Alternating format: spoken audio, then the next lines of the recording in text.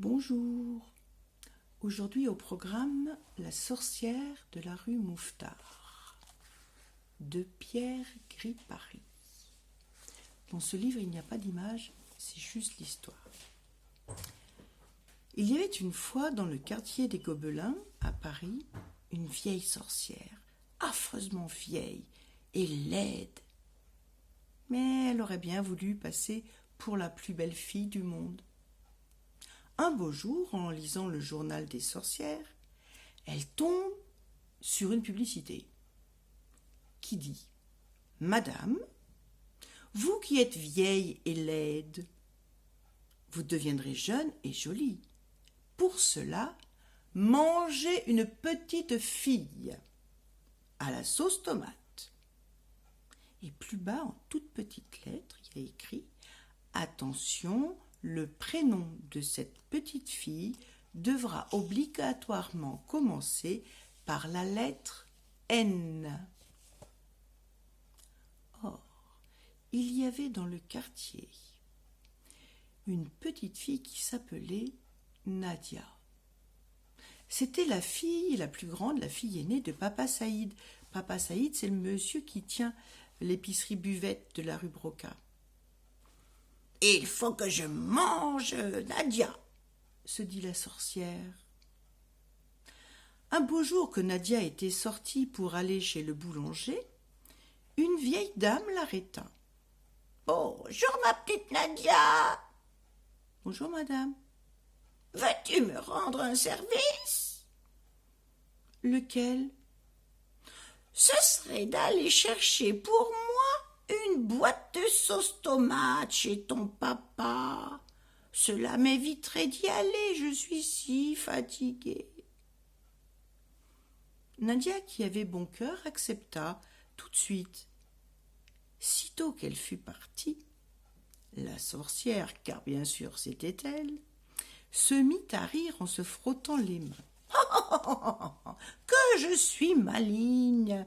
La petite Nadia va m'apporter elle-même la sauce pour la manger. » Une fois rentrée chez elle avec le pain, Nadia prit sur les étagères de l'épicerie une boîte de sauce tomate et elle s'apprêtait à repartir lorsque son papa l'arrêta. « Où vas-tu comme ça, Nadia ? » « Je vais porter cette boîte de sauce tomate à une vieille dame qui me l'a demandé. »« Reste ici, dit Papa Saïd. Si ta vieille dame a besoin de quelque chose, elle n'a qu'à venir elle-même. » Nadia, qui était très obéissante, n'insista pas. Mais, le lendemain, en faisant les courses, elle fut pour la seconde fois arrêtée par la vieille dame. « Eh bien, Nadia, et ma sauce tomate ?»« Je m'excuse, dit Nadia toute rougissante, mais mon papa n'a pas voulu. Il dit que vous veniez vous-même. »« C'est bon, j'irai. » Le jour même, en effet, elle entrait dans l'épicerie. « Bonjour, monsieur Saïd. »« Bonjour, madame. Vous désirez ?»« Je voudrais Nadia. »« Hein ? Oh, pardon, je voulais dire une boîte de sauce tomate. »« Ah bon, une petite ou une grande ? » ?»« Une grande, c'est pour Nadia. »« Quoi ? » ?»« Non, je voulais dire, c'est pour manger des spaghettis. »« Ah ben justement, j'ai aussi des spaghettis. »« Oh, ce n'est pas la peine, j'ai déjà Nadia. »« Comment ? » ?»« Excusez-moi, je voulais dire, les spaghettis, je les ai déjà chez moi. »« En ce cas, voici la boîte. » La vieille prit la boîte, elle la paya, puis, au lieu de partir, elle se met à la soupeser. « C'est peut-être un peu lourd. Est-ce que vous ne pourriez pas… » ?»« Quoi ? » ?»« Est-ce que vous ne pourriez pas envoyer Nadia la porter chez moi ?» Mais Papa Saïd se méfiait. « Non, madame, nous ne livrons pas à domicile. Quant à Nadia, elle a autre chose à faire. Si cette boîte est trop lourde pour vous, eh ben, tant pis, vous n'avez qu'à la laisser. C'est bon, je l'emporte. Au revoir, monsieur Saïd. Au revoir, madame. Et la sorcière s'enfuit avec la boîte de sauce tomate. Une fois rentrée chez elle, elle se dit « J'ai une idée. Demain matin, je vais aller rue Mouffetard et je me déguiserai en marchande. Lorsque Nadia viendra faire les courses pour ses parents, je l'attraperai. » Le lendemain, elle était rue Mouffetard, déguisée en bouchère. La bouchère, elle vend de la viande. Lorsque Nadia vint à passer, elle lui dit « Bonjour, ma petite fille, tu veux de la viande ?»« Ah non, madame, je viens acheter de la volaille, un poulet. »« Zut !» pensa la sorcière. Le lendemain, elle se déguise en marchande de volaille. « Bonjour, petite, tu m'achètes un poulet ?»« Ah non, madame, aujourd'hui je veux de la viande. »« Crotte !» pensa la sorcière. Le troisième jour, déguisée à nouveau, elle vendait cette fois-ci de la viande et de la volaille. « Bonjour Nadia, bonjour ma petite fille, qu'est-ce que tu veux? Tu vois, aujourd'hui je vends de tout, du bœuf, du mouton, du poulet, du lapin. »« Oh oui, mais moi je veux du poisson. »« Flûte !» Rentrée chez elle, la sorcière se mit à réfléchir, puis soudain, elle eut une idée.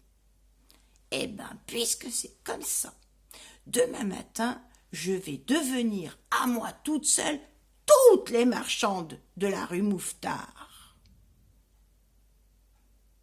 Et en effet, le jour suivant, toutes les marchandes de la rue Mouffetard, il y en avait exactement 267. Eh bien, toutes les marchandes, c'était la sorcière. Nadia vint, comme à l'ordinaire, elle s'approcha sans méfiance d'un inventaire de légumes pour acheter cette fois des haricots verts. Et elle allait payer quand la marchande la saisit par le poignet, l'enleva et hop, elle l'enferme dans le tiroir-caisse. Mais, heureusement, Nadia avait un petit frère qui s'appelait Bachir. Voyant que sa grande sœur ne rentrait pas, Bachir se dit « C'est sûrement la sorcière qui l'a prise. Il faut que j'aille la délivrer. » Il prend sa guitare à la main et il s'en va rue Mouffetard. En le voyant arriver, les 267 marchandes, qui étaient la sorcière, se mirent à crier « Où vas-tu comme ça, Bachir ?» Bachir y ferme les yeux et y répond « Je suis un pauvre aveugle musicien, je voudrais chanter une petite chanson pour gagner quelques sous. »« Quelle chanson ?» demandèrent les marchandes.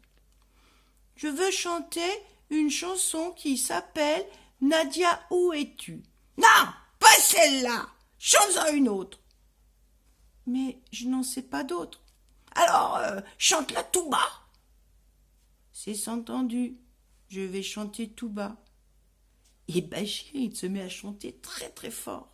« Nadia, où es-tu? Nadia, où es-tu? Réponds que je t'entende. Nadia, où es-tu? Nadia, où es-tu? Car je ne te vois plus. »« Moins fort !»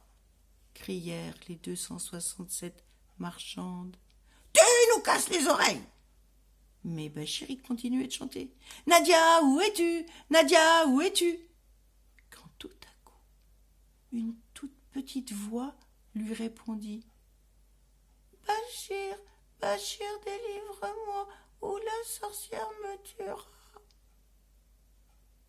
En entendant ces mots, Bachir ouvre les yeux et les 267 marchandes sautèrent sur lui en criant « C'est un faux aveugle! C'est un faux aveugle !»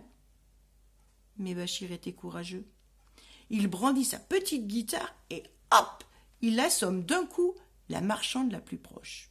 Elle tombe raide et les 266 autres marchandes tombent en même temps qu'elle, assommées toutes. Alors Bachir, il entre dans toutes les boutiques, l'une après l'autre, et il chante « Nadia, où es-tu? Nadia, où es-tu » Pour la seconde fois, la petite voix lui répond « Bachir, Bachir, délivre-moi, ou la sorcière me tuera. » Cette fois, il n'y a plus de doute. La voix venait de chez la marchande de légumes. Bachir sauta dans la boutique par-dessus l'étalage au moment même où la marchande, sortant de son évanouissement, elle ouvre un œil. Et en même temps qu'elle, toutes les autres marchandes, bien entendu. Heureusement, Bachir s'en aperçut, et d'un coup de guitare bien appliqué, il les rendormit pour quelques minutes. Ensuite, il essaya d'ouvrir le tiroir-caisse, cependant que Nadia continuait à chanter « Bachir, Bachir, délivre-moi, ou la sorcière me tuera. » Mais le tiroir était trop dur. Cela n'avançait pas. Nadia chantait, Bachir travaillait. Et pendant ce temps, toutes les 267 marchandes se réveillaient. Mais cette fois-ci, elles ont gardé les yeux fermés pour faire croire qu'elles dormaient. Et pendant cela, elles se rapprochaient tout doucement par terre, en rampant. Elle voulait encercler Bachir qui travaillait. Comme Bachir était épuisé, très fatigué, il ne savait plus quoi faire. Juste à ce moment-là, qui c'est qui passe dans la rue? Un jeune marin, très costaud, qui descendait la rue. « Bonjour marin, tu veux me rendre un service ?»« Lequel ?»« Ce serait de porter ce tiroir-caisse jusque chez nous. Ma sœur est enfermée dedans. »« Moi, et qu'est-ce que j'aurai comme récompense ?»« Bah, tu auras l'argent et moi j'aurai ma sœur. »« D'accord. » Bachir souleva le tiroir-caisse et il allait le passer au marchand, quand la marchande de légumes, qui s'était approchée tout doucement, l'attrapa par le pied et elle se mit à glapir. « Ah, brigand, je te tiens !» Bachir perd l'équilibre, il laisse échapper le tiroir-caisse. Celui-ci, qui était très lourd, tombe en plein sur la tête de la marchande et de ce coup, les 267 marchandes eurent tout en même temps le crâne fracassé, ouvert avec toute la cervelle qui sortait. Cette fois, la sorcière était morte, et bien morte. Ce n'est pas tout. Sous le choc, le tiroir s'est ouvert et Nadia est sortie. Elle a embrassé son petit frère, elle le remercia, et tous deux retournèrent chez leurs parents, pendant que le marin ramassait dans le sang l'argent de la sorcière qui était dans le tiroir-caisse. Voilà. Bien, j'espère que ça vous a plu.